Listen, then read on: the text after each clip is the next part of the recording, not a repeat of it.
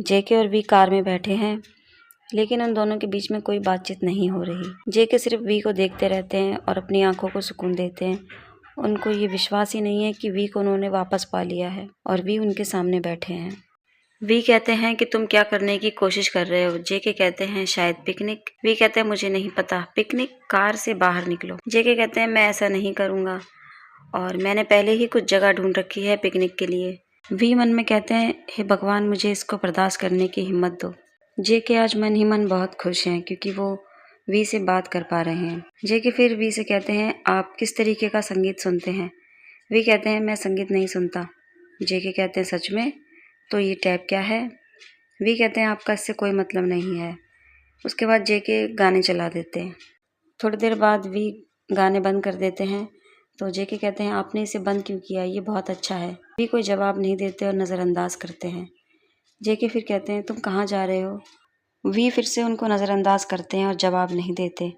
जेके बड़े उदास होकर मन में सोचते हैं मुझे नज़रअंदाज मत करो, बेशक वो मुझे नज़रअंदाज कर रहा है लेकिन मैं फिर भी बोलूँगा। जेके कहते हैं ताई सुनो। वी को इस बार बहुत ही ज़्यादा गुस्सा आती है। वी कहते हैं मैं तुम्हारी आवाज़ सुनना नहीं चाहता। जेके कहते हैं क्यों। वी हंसने लगते हैं और कहते हैं ये आप मुझसे पूछ रहे हैं, आपको तो भगवान का शुक्रिया अदा करना चाहिए कि मैंने अभी तक आपको नहीं मारा। जेके कहते हैं आप क्या चाहते हैं, मैं क्या करूं इसे रोकने के लिए। वी कहते हैं बस गायब हो जाओ, मैं तुम्हें देखना नहीं चाहता। जेके फिर बड़े उदास मन से कहते हैं कि तियोंग प्लीज़ मुझसे बात करो। वी कहते हैं मैं जब तक तुमसे बात नहीं करता तब तक हमारे बीच कुछ नहीं होगा, हम पहले कभी नहीं मिले। जेके बड़ी ज़ोर की चिल्लाते हैं कि हम मिले हैं। वी कहते हैं मुझे परवाह नहीं है, मैं अब अतीत को याद नहीं करता, मैं तुम्हें भूल गया हूँ जैसे मैं सब कुछ भूल गया। जेके मन में कहते हैं वो मुझे भूल गया। वी और चिल्लाकर कहते हैं कि मैं तुम्हारे बिना ठीक हूँ। जेके की आंखों में आंसू आ जाते हैं और जेके कुछ नहीं कहते। थोड़ी देर में जेके कहते हैं कार को रोको तियोंग, और थैंक यू बोल के कार से उतर जाते हैं और वहाँ से जल्दी से चले जाते हैं और एक ऐसी जगह जाते हैं जहाँ पर बिल्कुल सन्नाटा होता है। वहाँ खड़े होकर जेके मन में सोचते हैं मुझे लगता है कि मेरा दिल टूट रहा है, मैं रोने वाला हूँ। सच में जेके वहाँ खड़े होकर बहुत रोते हैं। तभी वहाँ पर आरम का फ़ोन आता है और जेके रोते हुए कहते हैं हियोंग। आरम कहते हैं हे भगवान जंगकुक, आप रो रहे हैं, अभी तो केवल एक ही दिन हुआ है। जेके रोते हुए कहते हैं मैं नहीं रोता। आरम कहते हैं कि आप मुझसे झूठ नहीं बोल सकते, मुझे बताओ क्या हुआ है। जेके रोते हुए कहते हैं उसने मुझसे कहा कि मेरे लिए उसके दिल में कोई फीलिंग नहीं है, वो मुझसे नफरत करता है और मेरा चेहरा देखना बर्दाश्त नहीं कर सकता। आरम कहते हैं आप इतने वर्षों के बाद पहली बार मिले हैं जंगकुक, ये नॉर्मल सी बात है, उसका रिएक्शन ऐसा ही होना था, यह आपकी पहली कोशिश है, आप हार मत मानो। जेके कहते हैं बेशक हियोंग, मैं उसके बिना नहीं रह सकता, मुझे नहीं पता कि वो वापस कैसे आएगा, लेकिन मैं अपने प्यार का एहसास करवाऊंगा उसे, भले ही मुझे अपने जीवन की कीमत चुकानी पड़े। आरम कहते हैं आपको उसके कठोर शब्दों का सामना करना ही पड़ेगा।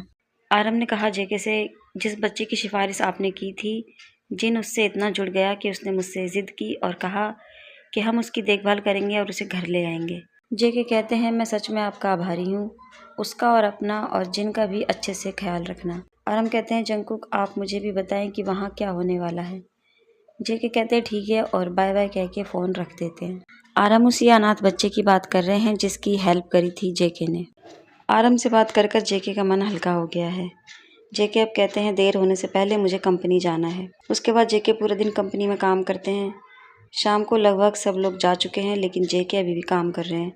जेके जब उदास होते हैं तो वी के बारे में सोचते रहते हैं। तभी वहीं पास में खड़े मिस्टर किम जेके को देखते हैं और आवाज़ लगाते हैं जंगकुक। जेके बिना पीछे देखे ही कहते हैं कि बस थोड़ी देर और, ये पेपर बस काम ख़त्म होने वाला है। मिस्टर किम फिर से आवाज़ लगाते हैं और कहते हैं कि मैं आपसे बात कर रहा हूँ। जेके पीछे पलट कर देखते हैं और कहते हैं ओह सॉरी अंकल, मुझे लगा कि स्टाफ का कोई मेंबर है। मिस्टर किम कहते हैं कोई बात नहीं, आपके साथ क्या हो रहा है। जेके कहते हैं कि कल मैं यहाँ खुश था काम करने के लिए, लेकिन आज मुझे कुछ अजीब महसूस हो रहा है। फिर मन में कहते हैं इसका कारण आपका बेटा ही है। जेके फिर उसके बाद कहते हैं कुछ नहीं अंकल, मैं थोड़ा थका हुआ हूँ, मुझे कल ठीक से नींद भी नहीं आई। मिस्टर किम कहते हैं ठीक है तो आप 1 हफ्ते की छुट्टी ले लो और आराम करो और जाकर बुसान में घूम कर आओ। जब तक आप थके हुए हैं आपको काम पे आने की ज़रूरत नहीं है, आपका स्वास्थ्य ज़्यादा ज़रूरी है, काम ज़रूरी नहीं है। जेके कहते हैं, ओ सच में, क्या मैं ऐसा कर सकता हूँ? मिस्टर किम कहते हैं, हाँ ज़रूर आप ऐसा कर सकते हैं। आप यहाँ पर 2 कंपनियों की पार्टनरशिप को मजबूत करने के लिए आए हैं, ना कि खुद को काम में डुबाने के लिए और ना ही यहाँ पर वर्कर्स की तरह काम करने के लिए। जेके कहते हैं, धन्यवाद अंकल। फिर मन में कहते हैं, अब मैं तियोंग को ज़्यादा समय दे पाऊँगा अपने पास लाने के लिए। तभी वहाँ अचानक वी आ जाते हैं। जेके वी को देखकर हैरान हो जाते हैं और कहते हैं, मैंने उसे मन में याद किया और वो मेरे सामने आ गया। वी कहते हैं अपने पापा से, पापा मुझे आपकी बहुत याद आ रही थी। मिस्टर किम कहते हैं, शरारती लड़के, मैंने तुम्हें कल ठीक से देखा भी नहीं। तुम अपने पिता के साथ ऐसा ही व्यवहार करते हो। वी बड़ा प्यारा सा मुंह बना के कहते हैं, ओह पापा, चलो अपने प्यारे बेटे को माफ़ नहीं करोगे आप? मैं अब आपके साथ ही रहूँगा जब तक कि आप मुझसे थक ना जाएं। मिस्टर किम कहते हैं, हे भगवान, मेरा शरारती बेटा। दूर खड़े जेके सब कुछ देखते हैं और मन में कहते हैं कि मैं बहुत खुश हूँ कि आपके पास इतना प्यारा परिवार है तियोंग।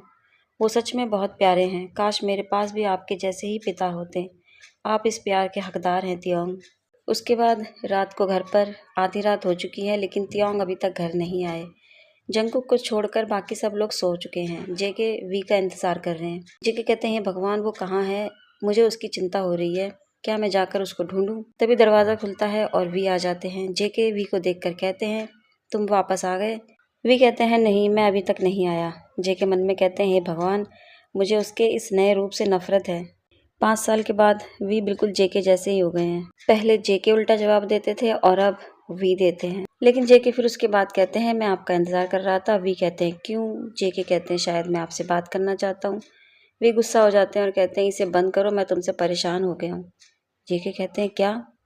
फिर जेके कहते हैं, ये तुम्हारी गर्दन पर क्या है? वी कहते हैं, ओह, तुमने देख लिया? तो अब तुम्हें जलन हो रही है? जेके मन में कहते हैं, ये शराब और इसकी बदबू से भरा है। क्या वो सचमुच मुझे भूल गया है?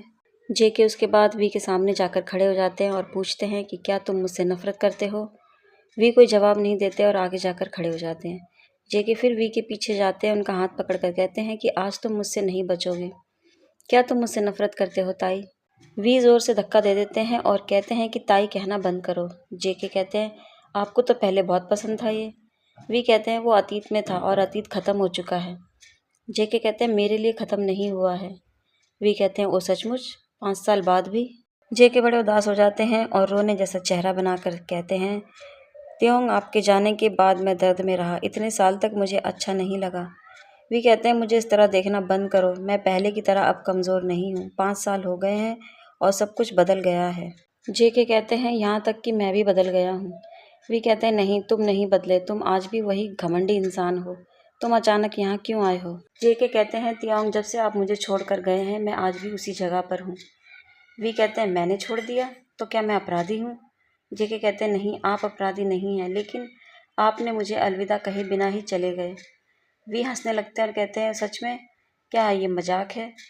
वी जेके को धक्का देते हैं और कहते हैं, दूर रहो मुझसे, और अपने कमरे की तरफ चले जाते हैं। जेके तियोंग के पीछे भागते हैं और कहते हैं, तियोंग रुको, प्लीज़ मेरी बात तो सुनो। वी अंदर से दरवाज़ा बंद कर लेते हैं और जेके बाहर से दरवाज़ा बजाते हुए कहते हैं, मैं आपको सब कुछ बताना चाहता हूँ, प्लीज़ दरवाज़ा खोलो तियोंग। मैंने आपकी तलाश में पिछले 5 साल बिताए हैं। प्लीज़ मेरी बात तो सुन लो तियोंग। जेके वहीं दरवाजे के आगे खड़े होकर रोते रहते हैं। तभी वहाँ पर वी की मॉम आ जाती हैं। वी को मनाना इस बार आसान नहीं होगा जेके के लिए। तो अगले एपिसोड में हम देखते हैं कि वी की मॉम क्या कहती हैं जेके से।